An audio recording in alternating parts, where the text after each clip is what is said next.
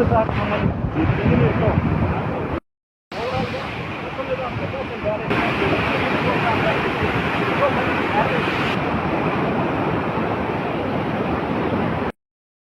Gate దిగడానికి దాని wait సరిపోతుంది. ఏది ఇదా? ఈ వెయిట్ ఉంది సార్, 150 టన్నులు ఉంటాయి. ఏదండి ఇది? ఆ గేట్ పడుతుంది. ఎక్కడ? Iron gate. ఐరన్ ఉంది, దాని వెయిట్కి వెళ్ళిపోతుంది సార్ లోపల. దీనికంటే ఎంత లేకుండా వెళ్ళిపోతుంది. ఇదా? అది లేపడానికి ఇది కావాలి. అది మళ్ళీ పొజిషన్లో లేపడానికి కౌంటర్ వెయిట్ ఉపయోగపడుతుంది అన్నమాట. సంవత్సరాల్లో ఎప్పుడు చూడనిటువంటి వరద కృష్ణా నది మీద చుట్టుముట్టడంతో. ఎందుకంటే లాస్ట్ టైము 2009, అదేవిధంగా 1998లో 2 సార్లు దగ్గర 10 లక్షల క్యూసిక్ల నీరుని క్రాస్ చేయడం చూసాం. ద ఫస్ట్ టైము 11,50,000 11,80,000 క్యూసిక్ల నీరుని ఈ యొక్క ప్రకాశం బ్యారేజ్ని టచ్ చేయడం ద ఫస్ట్ టైం. ఇటువంటి పరిస్థితుల్లో యుద్ధ ప్రాతిక మీద చంద్రబాబు నాయుడు గారు సైతం కలెక్టరేట్లోనే బస చేసి ఎక్కడైతే గండ్లు పడుతూ ఉన్నాయో, ఎక్కడైతే ఏటిగొట్టుకి కానీ ప్రమాద పరిస్థితి ఉందో ఆయన మంత్రులు అధికారుల్ని అందరినీ సమన్వయం చేసుకుంటూ పనులు చేస్తున్నటువంటి సమయంలో మరి ఏదైతే ఈ యొక్క ప్రకాశం బ్యారేజీకి సంబంధించి మరి 4 బోట్లు కొట్టుకుని వచ్చి అందులో ఒక బోట్ అయితే కిందకి పోయిన పరిస్థితి, మిగిలిన 3 బోట్లు కూడా అడ్డుకుని అందులో పర్టికులర్గా ఏదైతే మరి ఒక బోటు ఆ గేట్కి సంబంధించి కౌంటర్ వెయిట్ ఏదైతే ఉందో ఆ కౌంటర్ వెయిట్ని బలంగా తాకడంతో ఆ కౌంటర్ వెయిట్ బ్రేక్ అయినటువంటి పరిస్థితి ఉంది. వెంటనే ఇరిగేషన్ అధికారులు కూడా అప్రమత్తమై ఇమ్మీడియట్లీ ప్రకాశం బ్యారేజీకి అయితే ప్రమాదకరమైనటువంటి పరిస్థితి ఏమీ లేదు.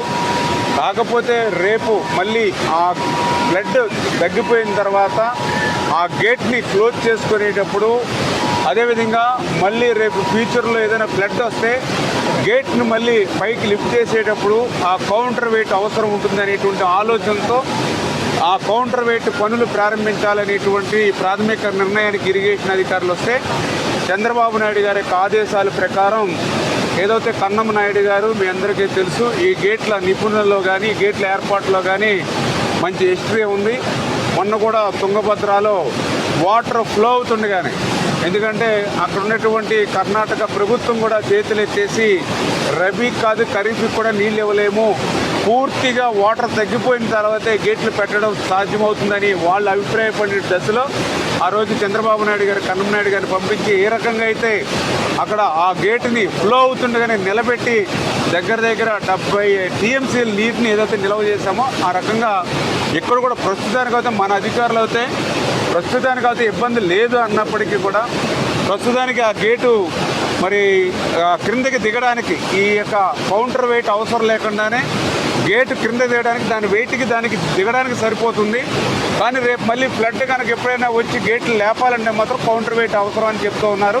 అంటే అది ఇమ్మీడియట్లీ ప్రాబ్లం లేకపోయినప్పుడు కూడా మనం రిస్క్ తీసుకోకూడదు అనేటువంటి ఆలోచనతో కన్నం నాయుడు గారిని కూడా ఆయన హైదరాబాద్ నుంచి కూడా రమ్మని ఆయన కూడా కోరడం జరిగింది. ఆయన కూడా ఈరోజు సాయంత్రానికి ఇక్కడికి వచ్చే ఏర్పాట్లు, ఎందుకంటే సరైనటువంటి ట్రాన్స్పోర్టేషన్స్ కూడా లేవు, ఏదో రకంగా ఆయన్ని కూడా తీసుకొచ్చి మన ఇరిగేషన్ అధికారులతో ఆయన కూడా సమన్వయం చేసుకుని ఏ మాత్రం 1% కూడా రిస్క్ లేకుండా చేయాలనేటువంటి ఆలోచనలో భాగంగా మరి ఈ యొక్క ప్రకాశం బ్యారేజ్కి సంబంధించి ఆ కౌంటర్ వెయిట్ను కూడా పునర్నిర్మాణిస్తామని చెప్పి తెలియజేసుకుంటూ, అదేవిధంగా మరి పట్టణానికి సంబంధించిన ప్రజలు కూడా, ఎందుకంటే ఒక పక్కన ఏదైతే మరి బుడలేరు ఏదైతే దాని బ్రీచెస్ ఏదైతే ఉన్నాయో దాన్ని కంట్రోల్ చేయాలని రాత్రి కూడా మేము లైట్లు కూడా ఏర్పాటు చేసుకుని అప్రోచ్ రోడ్డు కొట్టుకుపోయింది, అప్రోచ్ బ్రిడ్జ్ కొట్టుకుపోయినటువంటి రోజు పరిస్థితుల్లో రాత్రి అంతా కూడా మేము దగ్గరుండి పనులు చేసి ఆ బ్రిడ్జ్కి అప్రోచ్ సక్సెస్ఫుల్గా చేయగలిగాం.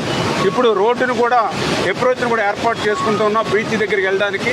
మధ్యాహ్నానికల్లా కొంచెం 3 ఆ టైం కల్లా ఆ బ్రిడ్జెస్ని క్లోజ్ చేయడానికి ఆ మెటీరియల్ కూడా డంప్ చేసుకుంటామని చెప్పేసి అనుకుంటూ ఉన్నాం.